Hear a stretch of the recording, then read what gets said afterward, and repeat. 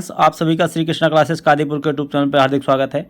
आज हम आप सबके बीच में 3 जनवरी 2025 के करंट की प्रश्नों की श्रृंखला को डिस्कस करेंगे। चलिए शुरू करते हैं।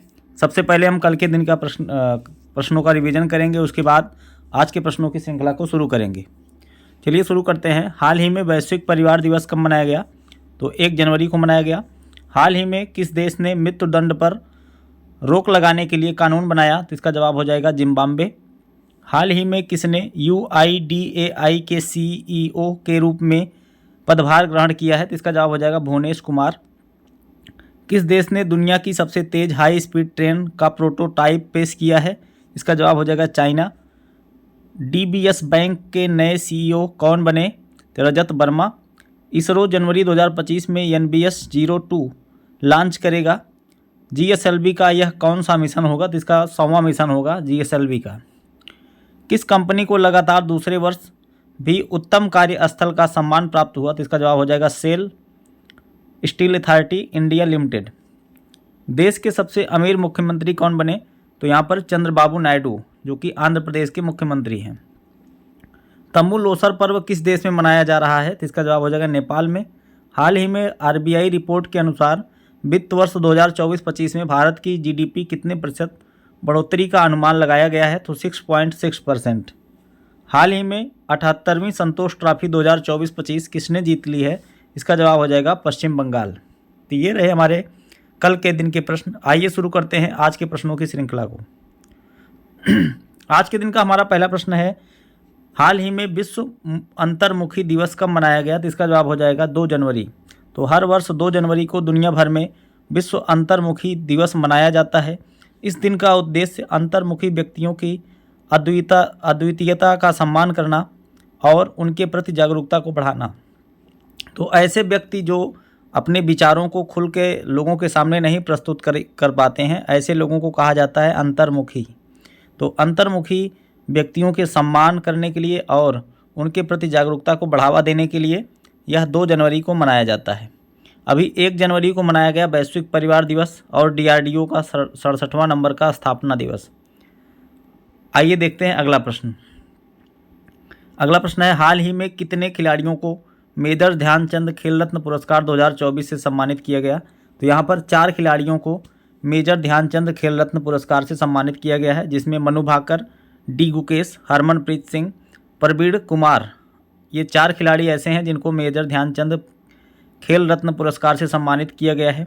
34 खिलाड़ी हैं जिनको अर्जुन पुरस्कार से सम्मानित किया गया है, जिसमें से 17 पैरा एथलीट हैं और 5 कोचेस को द्रोणाचार्य अवार्ड से सम्मानित किया गया है। आइए देखते हैं।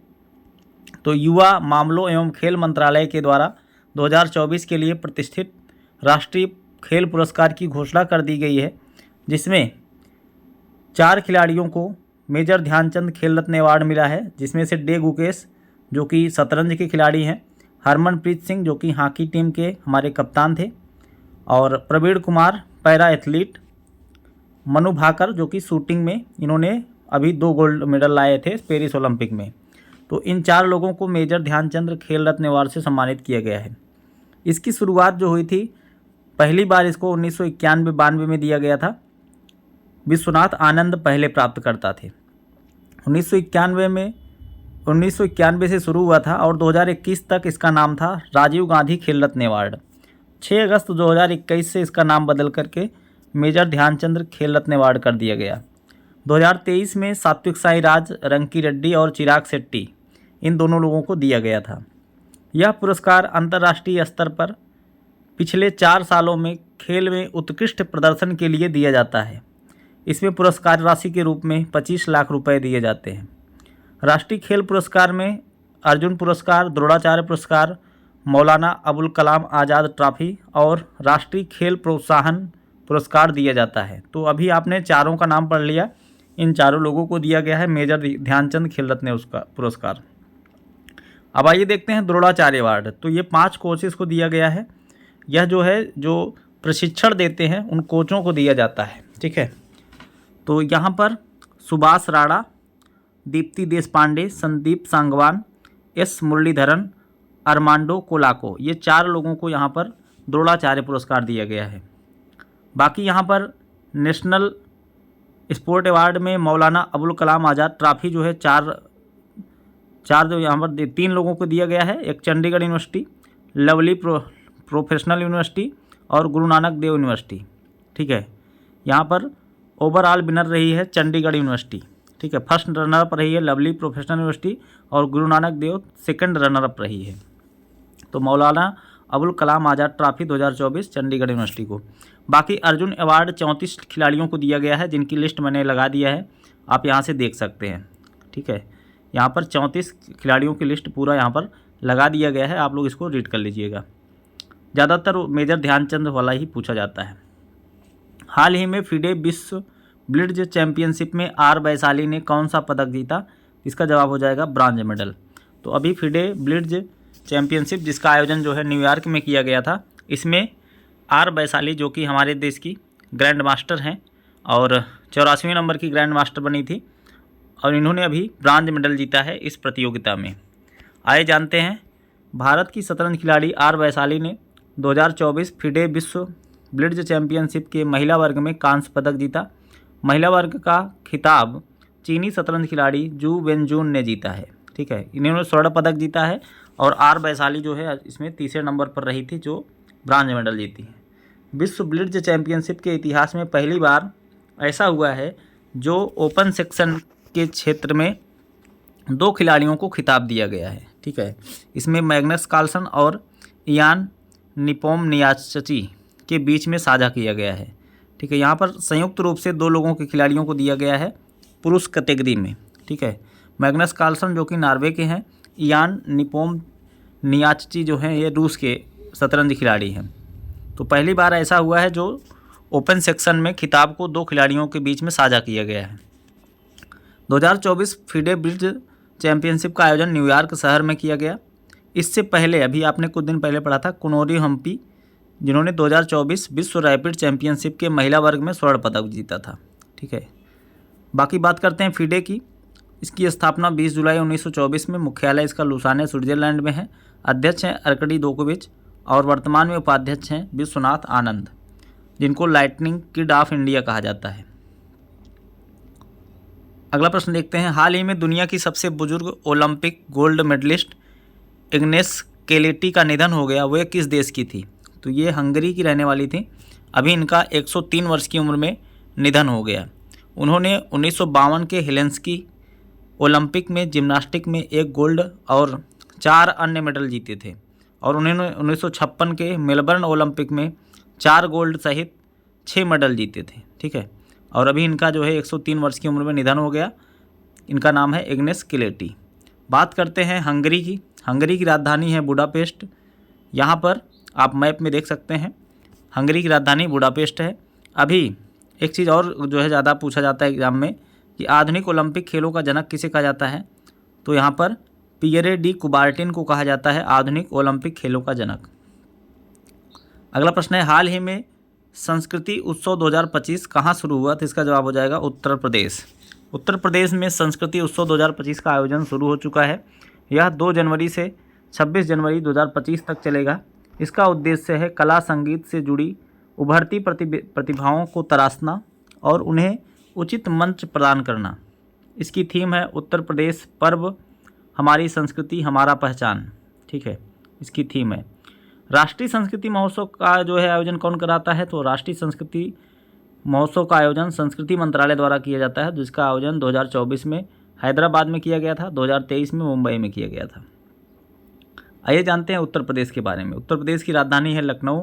यहाँ के मुख्यमंत्री हैं योगी आदित्यनाथ, राज्यपाल हैं आनंदीबेन पटेल। नेशनल पार्क है दुधवा राष्ट्रीय उद्यान, Pilibhit tiger reserve, Ranipur wild life sanctuary. राजकीय पशु है बारहसिंघा, राजकीय पक्षी है सारस। लोकसभा सीटों की संख्या 80 है, राज्यसभा सीटों की संख्या 31 है, विधानसभा 403 सीटें हैं और विधान परिषद की संख्या है 100 सीट। करंट अफेयर की बात किया जाए तो उत्तर प्रदेश में राज्य विशिष्ट शिक्षा जोन बनाने जा रहा है, विशेष शिक्षा जोन बनाने जा रहा है। उत्तर प्रदेश में सारस पक्षी की आबादी बढ़कर के 19,918 हो गई है। रामनगरी अयोध्या में वाराणसी को पीछे करते हुए उत्तर प्रदेश का सबसे बड़ा पर्यटन आकर्षक बनने के गौरव हासिल किया है। अपर्णा यादव उत्तर प्रदेश महिला आयोग की उपाध्यक्ष नियुक्त की गई हैं। उत्तर प्रदेश का पहला सोलर सिटी अयोध्या बना। देश की पहली गौ अभ्यारण्य जो है बनाई जाएगी उत्तर प्रदेश में। उत्तर प्रदेश में पीएम मित्रा पार्क लखनऊ और हरदोई में बनाया गया। 24 जनवरी को उत्तर प्रदेश का स्थापना दिवस मनाया जाता है। केंद्र सरकार ने तराई हाथी रिजर्व को मंजूरी दी है। देश का 53वां tiger reserve Ranipur tiger reserve बना। गौ हत्या के खिलाफ ऑपरेशन कन्वेंशन उत्तर प्रदेश में शुरू किया गया। बंदरों के लिए समर्पित बंदर वन उत्तर प्रदेश सरकार के द्वारा बनाए जाने का निर्णय लिया गया है। एशियाई किंग वल्चर के संरक्षण और प्रजनन केंद्र का उद्घाटन उत्तर प्रदेश के गोरखपुर में किया गया। अब आप बताएंगे कमेंट बॉक्स में कि बताइए उत्तर प्रदेश में किस जिले में कछुआ संरक्षण केंद्र स्थापित किया जा रहा है। कछुआ, आइए देखते हैं, यह महोत्सव से जुड़ा हुआ सवाल था, तो आइए देखते हैं प्रमुख महोत्सव कहाँ पर मनाए जाते हैं।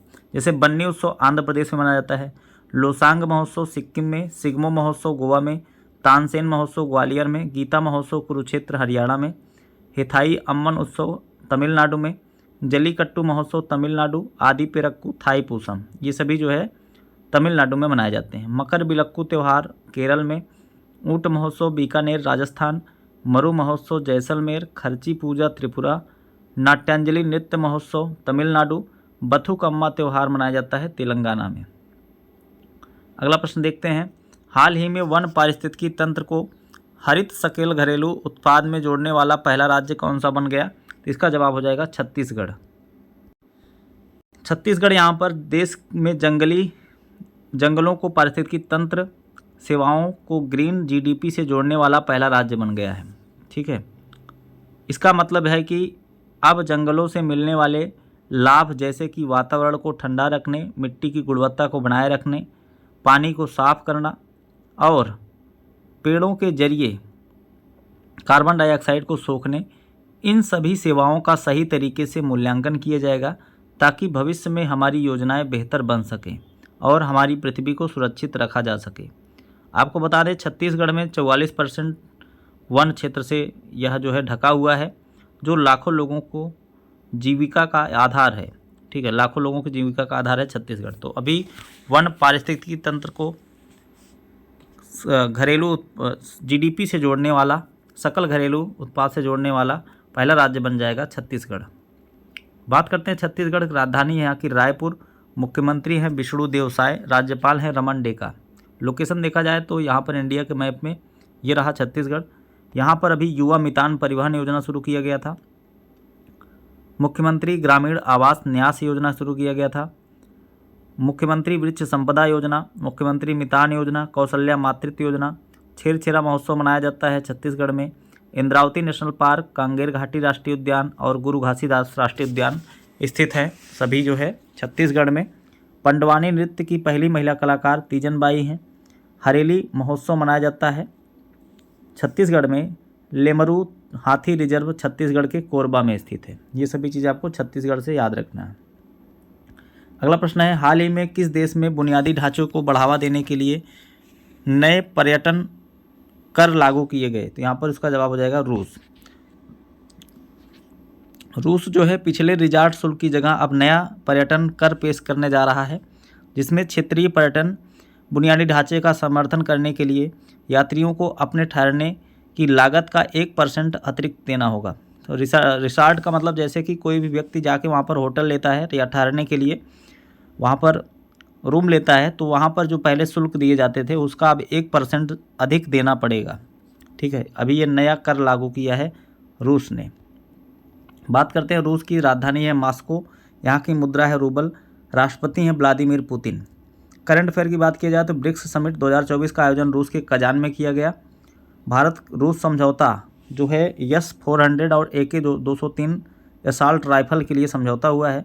भारत और रूस के बीच एयर डिफेंस सिस्टम को लेकर समझौता हुआ। वर्ष 2025 के लिए $126 बिलियन का सैन्य खर्च का रिकॉर्ड रूस ने बनाया है। रूस ने अभी काला सागर में तेल रिसाव के कारण संघीय आपातकाल की घोषणा कर दी है और रूस ने अभी यमारण्य कैंसर वैक्सीन बनाई है, जिसको जो है 2025 में वह मुफ्त में प्रदान करेगा। तो ये रहे हमारे आज के दिन के करंट के प्रश्न। आपको वीडियो कैसी लगी कमेंट बॉक्स में जरूर बताएंगे। अगर वीडियो पसंद आए तो लाइक करिए, ज़्यादा से ज़्यादा लोगों के पास शेयर करिए और चैनल पर नए हैं तो चैनल को सब्सक्राइब करें। मिलते हैं नेक्स्ट वीडियो में। Thanks for watching.